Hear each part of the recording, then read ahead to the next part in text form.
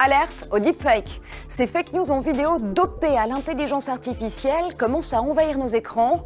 À l'approche des élections de mi-mandat aux États-Unis, vont-ils polluer la campagne américaine? Et surtout, peut-on lutter contre? On en parle dans un instant. Mais d'abord, la tendance est au deepfake. Comprenez un savant mix de deep learning et de fake news. Ces fausses vidéos montrent des détournements de visages d'acteurs ou de personnalités politiques, plus vrais que nature. Explication avec Inès Olagaré. We're entering an era in which our enemies can make it look like anyone is saying anything at any point in time. Il a la tête de Barack Obama. Il parle comme Barack Obama. Mais ce n'est pas tout à fait Barack Obama. C'est un deepfake. Un deepfake, c'est une fausse vidéo qui a essentiellement été créée en insérant des photos d'une personne dans un algorithme. Par exemple, pour Barack Obama, le programme a appris à l'imiter en regardant des vidéos de lui. Le logiciel utilise le deep learning, une forme d'intelligence artificielle qui permet à l'ordinateur d'apprendre par lui-même. Cet imitateur de l'ancien président américain et une équipe de scientifiques ont ainsi pu produire une vidéo criante de vérité. D'autres détournements sont volontairement plus grossiers, comme ici le visage de Donald Trump transposé sur celui de Richard Nixon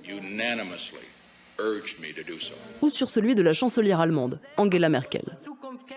Si la plupart de ces vidéos sont comiques, aux États-Unis, les experts et les politiciens ne craignent que ces deepfakes puissent un jour menacer la sécurité nationale. Il faut des capacités scientifiques et techniques pour se rendre compte qu'il s'agit d'une fausse vidéo. Et pendant ce temps-là, les images ont déjà été largement diffusées. On sait qu'il y a des personnes qui cherchent à diviser la société, à influencer les élections, et on sait qu'ils en ont la capacité. Un jour, ces vidéos vont passer à l'étape supérieure et vont devenir des armes.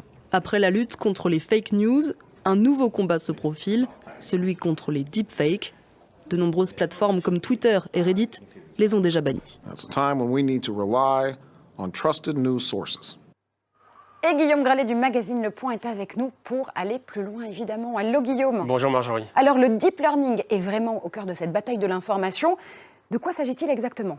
Le deep learning, apprentissage profond en français, c'est une branche de l'apprentissage des machines, ce qu'on appelle également le machine learning, qui va permettre aux machines d'apprendre, d'imiter et même d'inventer. Alors cette nouvelle technologie, en fait, elle doit beaucoup à la conjugaison des réseaux de neurones artificiels, également des algorithmes d'analyse discriminante et puis surtout d'une extraordinaire puissance de calcul. Alors ce deep learning, cet apprentissage profond, a permis de véritables prouesses de la machine, notamment au jeu de Go, où la machine a battu plusieurs des meilleurs joueurs du jeu de Go au monde, mais également dans l'analyse des émotions, et puis bientôt dans le diagnostic médical.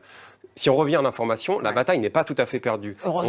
Heureusement, on voit que la DARPA a mis beaucoup d'argent et s'est alliée avec le CRI International, un centre de recherche très prestigieux aux États-Unis, pour mettre au point une bonne intelligence artificielle. C'est également le combat de la start-up Truepic qui vient de lever 10 millions, près de 10 millions de dollars, 8 millions de dollars exactement, pour identifier les fausses photos, notamment sur Tinder, et pour vraiment mettre au point une bonne intelligence artificielle. Alors justement, quand on parle de fake news en vidéo, on parle aussi de fake news tout court. Et en France, il y a quelques jours, était votée une première partie de la loi pour lutter contre ces fausses informations.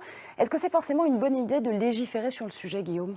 On voit que l'intention est extrêmement louable. On a tous envie de lutter contre les fake news. Ceci dit, ce sera extrêmement difficile à appliquer. Pourquoi ? Parce qu'il y a énormément de contenu, si on se limite à Internet. Donc il va falloir mettre au point des petits gendarmes qui surveillent tout. Ensuite, il y a le problème plus fondamental de savoir comment peut-on définir une information objective. Et puis surtout, il y a toujours ce danger, alors on n'en est pas là en France, mais si un jour on arrive en dictature, d'avoir une vraie police des médias qui restreigne vraiment la liberté d'expression.